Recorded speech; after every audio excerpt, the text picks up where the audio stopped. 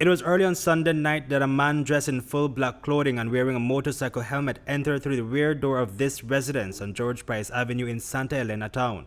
Nelson Flores and his family were at home when this mysterious and ominous figure came barging in. It was about 9 o'clock when Santa Elena police were alerted of a shooting in the area. Last night, shortly after 9 p.m., San Ignacio police was called to the home of Nelson Flores in Santa Elena town, where upon arrival they learned of a shooting that had occurred earlier.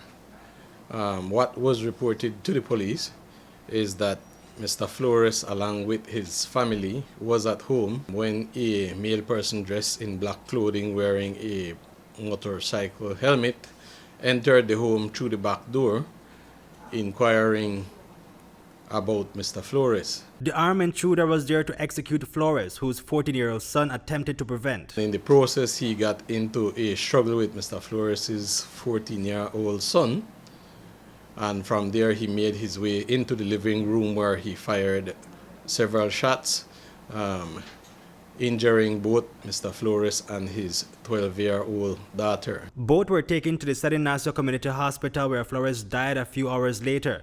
His daughter is listed in a stable condition. Investigators are looking for one suspect known to police. Allegations are that Flores was a well-known underworld figure in the area. While investigators have not established a motive, today ACP Joseph Maivet told the media that many amounts of marijuana were found inside his house. At this point in time, no, the police has not yet been able to establish a motive.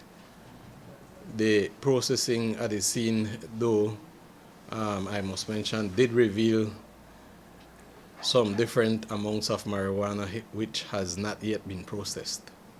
Okay, so now, sir, we know, just last week we spoke with the control about violent crimes associated with the trafficking of marijuana.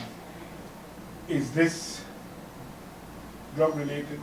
At this point in time, no, we have not yet been able to establish a motive.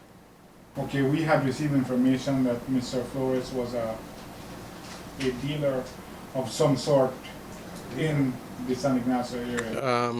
What I can say, though, is that his home was searched several times, and I believe he has a matter before the court in relation to drugs.